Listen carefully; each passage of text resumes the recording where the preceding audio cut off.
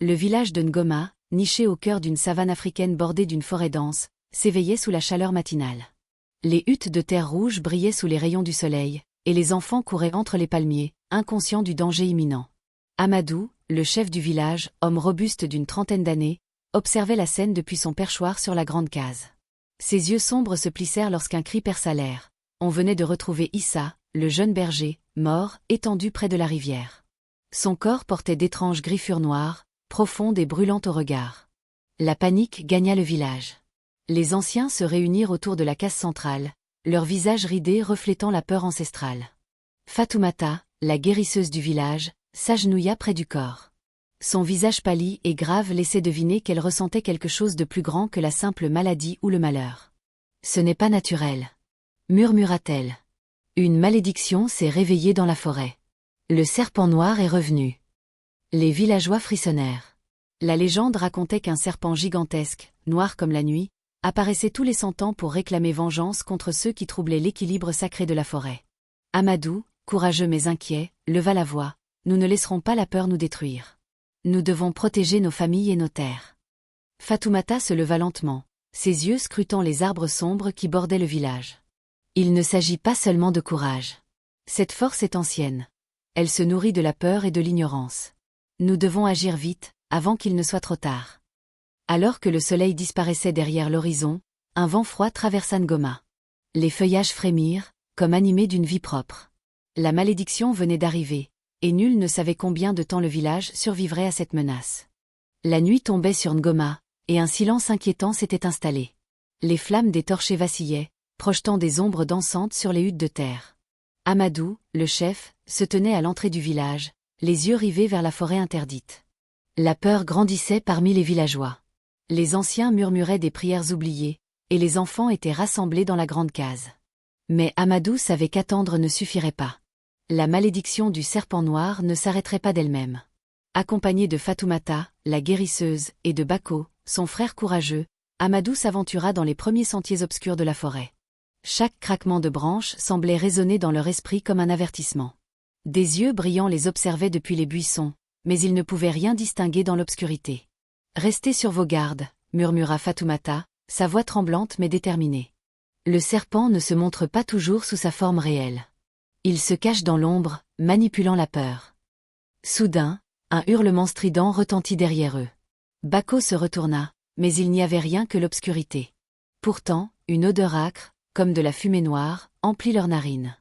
La forêt semblait vivante, prête à les avaler. Ils atteignirent une clairière où des symboles anciens étaient gravés dans le sol, cercles noirs, tracés avec une précision terrifiante. Fatoumata s'agenouilla et toucha les marques du bout des doigts. Une vision la saisit. Des villageois disparaissaient dans un tourbillon d'ombre, hurlant silencieusement, tandis qu'un énorme serpent noir les encerclait. Amadou sentit son cœur se serrer. « Nous devons comprendre ce qu'il veut, » dit-il. « Sinon, tout Ngoma disparaîtra. » Alors qu'ils se relevaient, la brume noire se leva autour d'eux, et un sifflement sinistre résonna dans les arbres. La forêt des ombres venait de se réveiller, et avec elle, le serpent noir préparait son attaque. Au cœur de la nuit, le village de Ngoma était plongé dans une inquiétante torpeur. Les villageois, terrifiés, restaient cloîtrés dans leurs huttes, écoutant les bruissements étranges venant de la forêt. Les animaux fuyaient et même le vent semblait murmurer des avertissements. Amadou, Fatoumata et Bako étaient revenus de la forêt des ombres, mais la clairière et les symboles gravés les hantaient encore.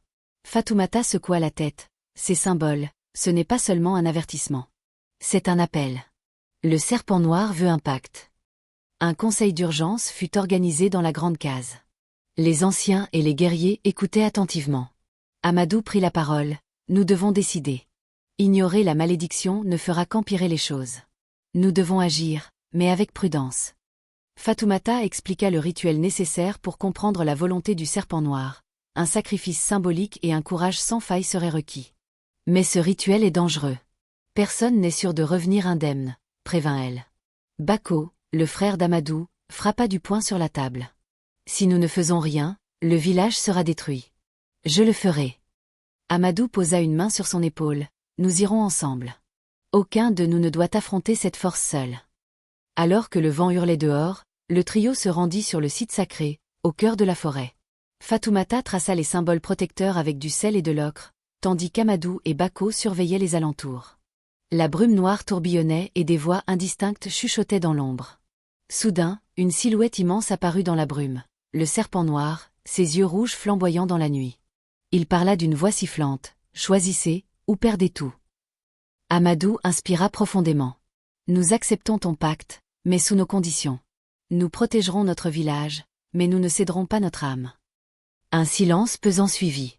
Puis le serpent se retira dans l'obscurité, laissant derrière lui un souffle glacial. Le pacte était fait, mais le prix allait bientôt se révéler.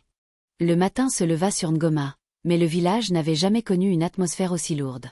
La malédiction semblait se propager, invisible mais implacable. Les cultures dépérissaient, les puits se tarissaient, et une odeur âcre flottait dans l'air. Même les plus courageux hésitaient à sortir. Amadou, Fatoumata et Bako inspectaient les lieux. Amadou fronça les sourcils en voyant les feuilles noircies des maniocs. Ce n'est plus seulement le serpent noir, c'est comme si la forêt elle-même voulait nous punir. Fatoumata murmura, « Le pacte nous protège, mais seulement partiellement. Il nous faut trouver l'amulette des anciens, sinon le village sera perdu. » Le trio se rendit alors à la grotte sacrée, où l'amulette était gardée par des énigmes et des pièges ancestraux. Chaque pas résonnait comme un avertissement. Des silhouettes étranges dansaient sur les parois rocheuses, semblant vivantes. Soudain, un rugissement retentit. Un esprit ancestral furieux surgit, protégeant l'amulette. Fatoumata éleva ses mains et prononça les mots sacrés. « Par nos ancêtres, nous venons en paix. » L'esprit s'immobilisa, évaluant leur courage et leur loyauté. Après un silence terrifiant, l'esprit s'effaça, laissant l'amulette scintiller dans la pénombre. Bako la prit, mais un frisson glacé parcourut son échine. « Ce pouvoir, il demande un prix, » dit Fatoumata. De retour au village, la malédiction se manifesta encore plus fort. Des ombres menaçantes encerclaient les huttes, et des cris effrayants résonnaient dans la nuit. Mais grâce à l'amulette, Amadou, Bako et Fatoumata purent repousser une première attaque du serpent noir, prouvant que le pacte et leur courage pouvaient protéger Ngoma, au moins pour un temps. Cependant, dans le silence qui suivit, une pensée glaçante traversa l'esprit d'Amadou. Le vrai combat ne faisait que commencer. La nuit tombait sur Ngoma, et le village était plongé dans une obscurité inquiétante. Le serpent noir, plus puissant que jamais, glissait entre les huttes, ses yeux rouges brillant comme des braises. Les villageois étaient terrifiés, cachés dans leurs maisons, tandis qu'Amadou, Fatoumata et Bako se préparaient pour le dernier combat. Fatoumata leva l'amulette des anciens. « C'est maintenant ou jamais. Si nous échouons, tout Ngoma disparaîtra. » Ils avancèrent vers la forêt interdite, là où le serpent noir avait élu domicile. Chaque bruit, chaque craquement de branches faisait battre leur cœur plus vite. Bako serra sa lance, prêt à protéger ses amis jusqu'au bout. Soudain, le serpent surgit, gigantesque, ses crocs étincelant dans la lune. Il cracha un nuage de fumée noire qui fit reculer les trois amis. Amadou leva l'amulette, et une lumière éclatante jaillit, formant un bouclier protecteur autour d'eux. Le combat fut féroce. Le serpent frappait avec violence, la terre tremblait sous ses coups. Mais chaque mouvement des amis était guidé par leur courage et leur unité. Fatoumata prononça les mots anciens gravés sur l'amulette, et le serpent hurla, affaibli par la puissance des ancêtres. Finalement, avec un dernier effort, Amadou planta sa lance dans le cœur de l'ombre du serpent. Une explosion de lumière envahit la forêt, dissipa les ténèbres et brisa la malédiction. Le silence retomba sur Ngoma, apaisant et réconfortant. Les villageois sortirent de leurs maisons, émerveillés et reconnaissants. La malédiction avait disparu, mais le trio savait que la paix venait avec une responsabilité: protéger les secrets anciens et rester fidèle aux enseignements des ancêtres. Amadou sourit à ses amis: « Nous avons survécu, mais ce que nous avons appris ici restera avec nous pour toujours. » La forêt semblait respirer à nouveau, le village renaissait, et Ngoma retrouvait peu à peu sa lumière, symbole de courage, d'unité et de la force des anciens. Abonne-toi pour plus de vidéos incroyables et dis-moi dans quel pays tu nous regardes.